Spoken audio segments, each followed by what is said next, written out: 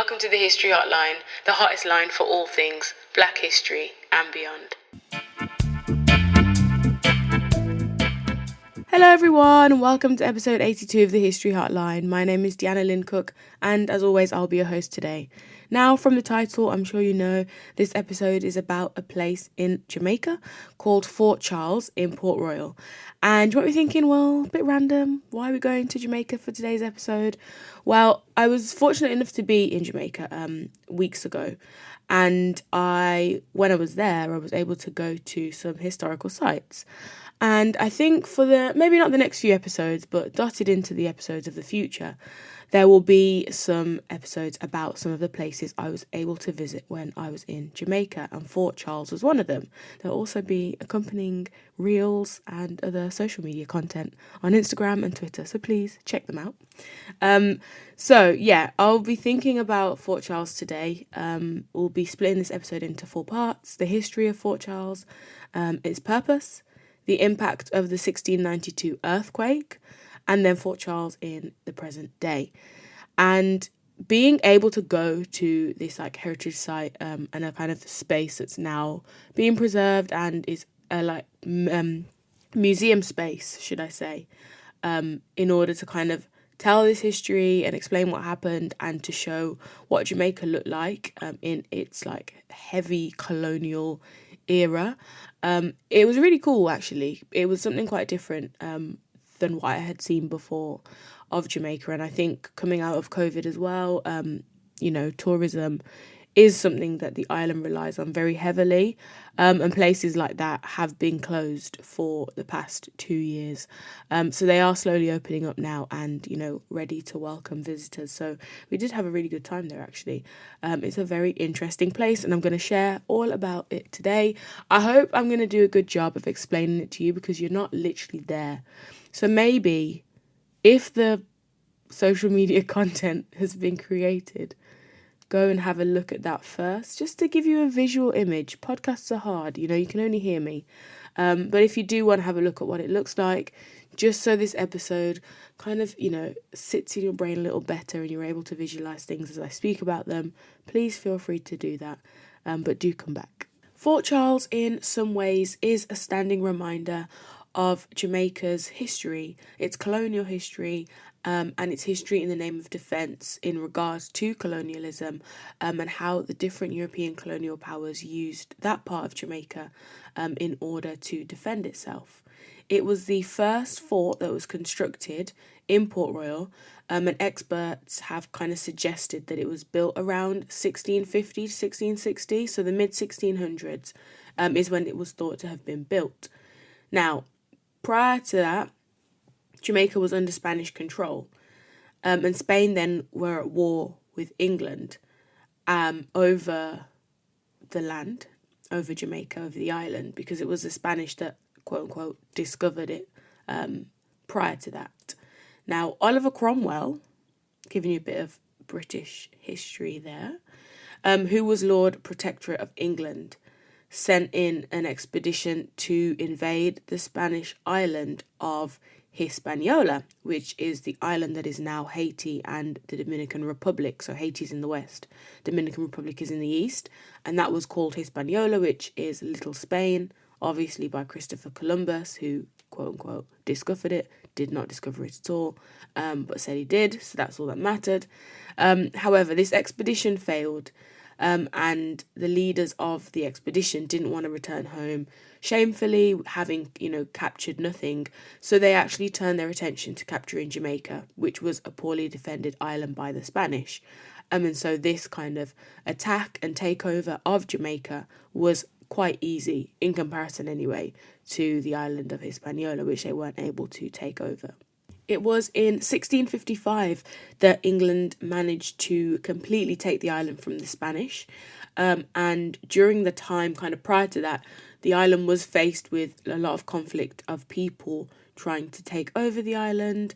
And there was obviously a lot of piracy going on in those waters. Now, funnily enough, when I first told someone, I think there was someone on my course, that I was doing Caribbean history as a third year module, they said to me, "Oh, so you're going to study pirates?" And honestly, it's really never occurred to me why that would be the first thing people say when you say Caribbean history. But I guess that popular film franchise, Pirates of the Caribbean, maybe that, conjured up some images for people. But I've never, apart from the Rare Nephew episode, which I think was episode 3 or 4, and this episode today on Fort Charles, I've never thought about pirates or spoken about pirates or had any kind of interaction with the history of pirates at all, ever.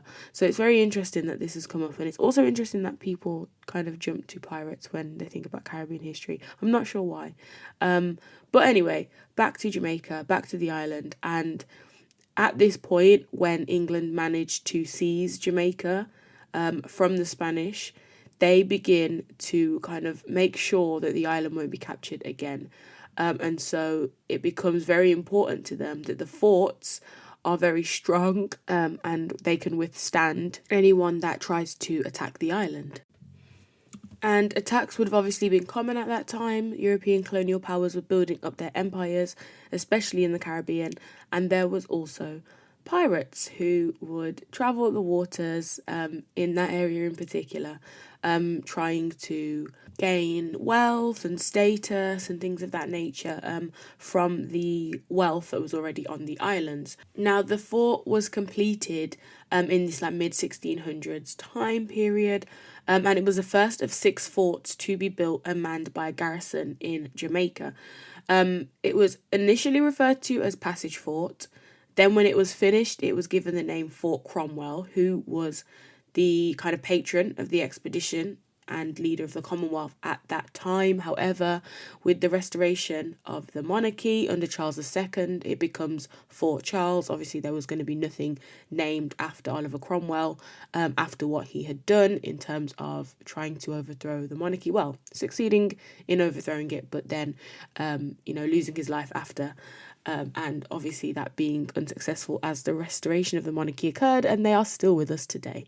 So, becomes Fort Charles, and it was the only military fort in Port Royal to survive the devastating earthquake of 1692, which we are going to get onto.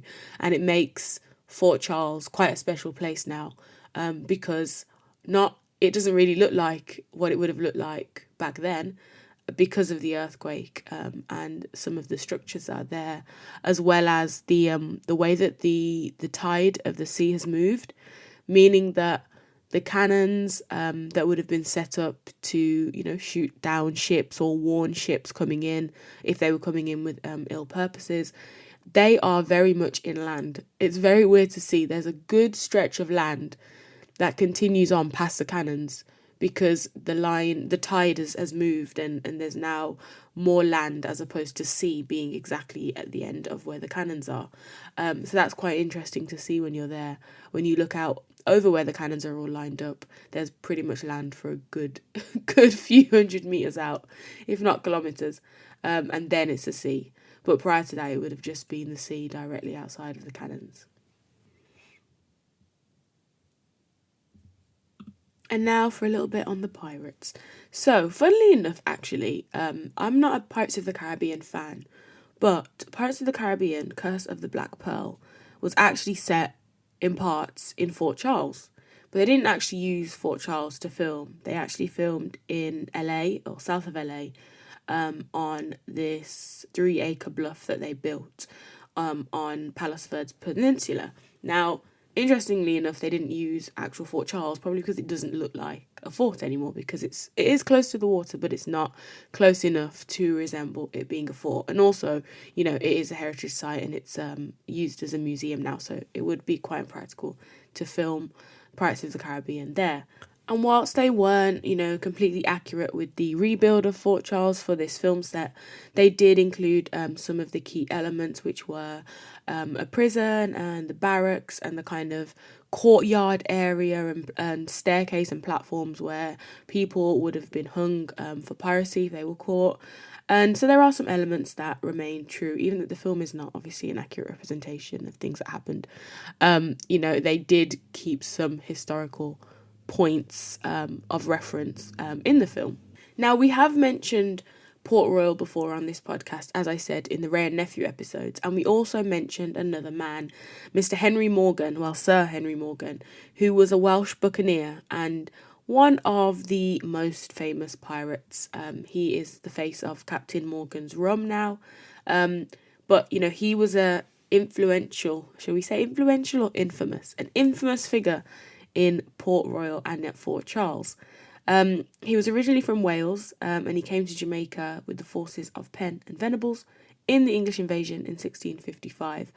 And he stayed on and became a privateer in Port Royal, and he was very successful. He raided Portobello in 1668 and gained the equivalent of 155 million pounds in today's money, or about 240 million US dollars.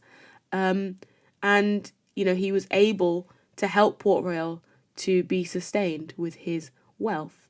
He became an agent of the Crown later and served as a Lieutenant Governor of Jamaica in 1678, 1680 to 1682, and ended his life as a wealthy planter with 3 estates, having enslaved African workers, with a thriving sugar production business, obviously with the plantations that would have been used for rum production. Sugar makes rum. But I don't want to spend too much time on piracy and Captain Morgan in this episode. But I will say, if you haven't listened to the Ray and Nephew episode, I think it's episode 3 or 4, please do have a listen to that. We speak a lot more about Port Royal, more broadly, shall we say, because Port Royal had other forts in it.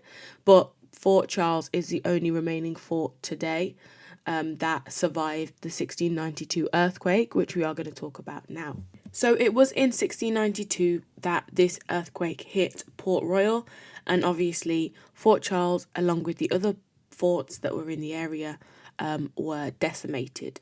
Now, at this point in 1692, the estimated population of Port Royal as a whole was around 6,500. Around 4,000 of those would have been white people from Europe, and around 2,500 were enslaved African people, all living approximately in around 2,000 houses. Many of them were quite luxurious, obviously being owned by people high up within British, not necessarily the government, but merchants and shipmen and seamen and people that had influence and wealth in the Caribbean. So, these properties were well constructed. Some of them reached up to 4 stories, mostly made of brick. There were also warehouses and really nice houses along the harbour to store goods and things of that nature. There were also shops and other dwellings, churches, things like that would have made up Port Royal, as it was an area that was populated by people, and, there was people living there and thriving, surviving, and that kind of thing. There were also, obviously, shops, public buildings, taverns. There was a synagogue as well as the Anglican church and a Quaker meeting room. And then there were other forts and batteries around the perimeter of the town, and that made up Port Royal. On the 7th of June, 1692, there were 3 tremors, each one worse than the one before, and it destroyed the town. It plunged 33 acres of land out of the 51, along with many homes and people, into the sea, leaving only 18 acres above water. And, as a small island, it was cut off from the rest of the spit, which meant that it was weaker and harder to defend. Fort James, Fort Rupert and Fort Carlisle all disappeared under the sea, leaving Fort Charles very much damaged. Around 4,000 people eventually died from the earthquake and the subsequent tsunami and chaos that followed. There was a huge tidal wave that followed the earthquake, as well as a serious fire that had an impact on the town, and a lot of properties burnt down. Now, as I mentioned, there were only around 6,500 people that lived in the area, so the fact that 4,000 people died, only 2,500 remained on 18 acres of land that was once 55 acres, just shows how insane the earthquake was and how much it decimated that area of Jamaica. Now, excavations of this sunken city, as it's now known, because so much of it literally just went underwater, has kind of created some artifacts that have been saved, Most of them are 16th and 17th century coins, household articles, ceramics, glass, and they're all part of the National Museum of Jamaica, which gives people a good insight into life in 17th century Port Royal. And also, even more interestingly, the remains of a fish and meat market, 2 taverns, 3 shops, and other numerous dwellings with brick foundations were found under the sea. And so obviously that gives a snapshot of the kind of infrastructure and the setup of Port Royal at the time, and what the land would have looked like. So, from this sunken city that was created as a result of the 1692 earthquake, there is still and has been discoveries of what the area would have looked like, as well as obviously, a lot of Fort Charles did survive, and forts would have been built in a similar manner. So there is elements of things being able to be pieced together from Fort Charles and what was left there as well. So the submerged area is now somewhat well preserved, with a mixture of underwater buildings and pavements, and it's been a major site of significant archaeological digs, and obviously in order to give a snapshot of life in 17th century Port Royal. 8 buildings have been investigated, and that has given us some invaluable artefacts and a large number of artefacts I mentioned before, and then also the 5 buildings that really do give a variety of the architectural styles found in the city centre at the time. Some of them would have been made out of brick and other materials, and that gives us a taste of what things would have been built out of, and maybe why they didn't survive or why they would have survived.